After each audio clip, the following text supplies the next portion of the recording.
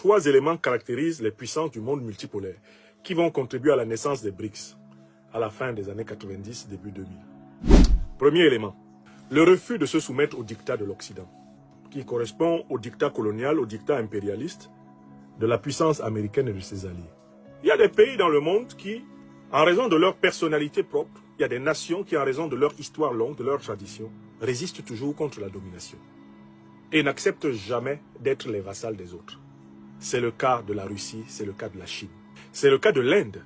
Souvenez-vous de la grande résistance autour de Mahatma Gandhi. Et au fur et à mesure que les dirigeants de gauche ont émergé au Brésil, notamment en renversant la dictature, qui jusque dans les années 80 devait être affrontée par les footballeurs des Corinthians. Au fur et à mesure que des figures de gauche ont émergé au Brésil, le Brésil, qui a une mémoire anti-esclavagiste, une mémoire de douleur, de souffrance, de domination, le Brésil s'est inscrit dans cette logique. Des pays plus tard comme l'Iran, comme l'Afrique du Sud, par leur histoire, se caractérisent par la possession de cet ADN. Nous ne voulons pas être dominés. Donc, premier élément, le nationalisme de résistance. Première caractéristique des pays qui vont s'agglomérer à l'intérieur des BRICS. Donc, ce sont des pays qui se définissent par définition, par opposition à l'hégémonie occidentale. Deuxième élément qui inspire les BRICS. Puisqu'on ne veut pas se soumettre au dictat de Washington, de la Banque mondiale, au dictat du Fonds monétaire international, sur le plan économique, on va résister à l'hégémonie du dollar, de l'euro et du franc CFA.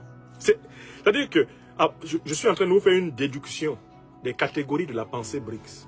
Nous ne voulons pas être soumis aux États-Unis, nous ne voulons pas être soumis à l'Europe, à l'Union européenne, nous ne voulons pas être soumis à la France, à la Grande-Bretagne, aux puissances négrières, coloniales, néocoloniales, impérialistes. On ne veut pas leur être soumis.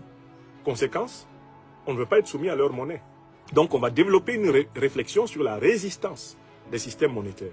Parce que le contrôle du monde est fait par l'armée américaine. L'armée américaine garantit le dollar américain. Le dollar américain permet aux États-Unis de se nourrir des richesses du monde entier et de financer ainsi leur armement, de financer leur puissance.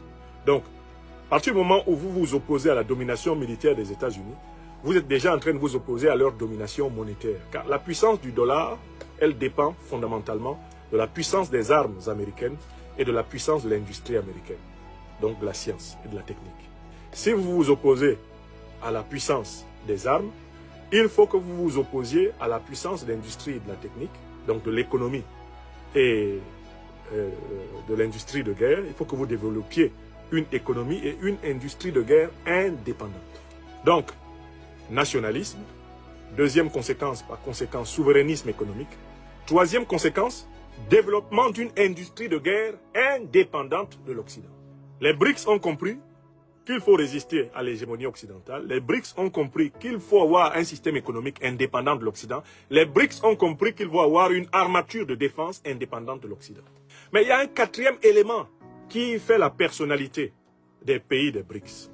Le quatrième élément, c'est l'acceptation du principe de non-domination mutuelle. Ce sont des pays qui posent comme principe qu'il n'y a pas sur cette planète une puissance qui doit imposer sa volonté à toutes les autres. L'ordre du monde doit être constamment négocié entre toutes les puissances. Le droit international doit être un arrangement, un ajustement perpétuel. Par le dialogue, la confrontation des points de vue, la comparaison des avantages et la recherche d'une relation mutuellement profitable entre les nations.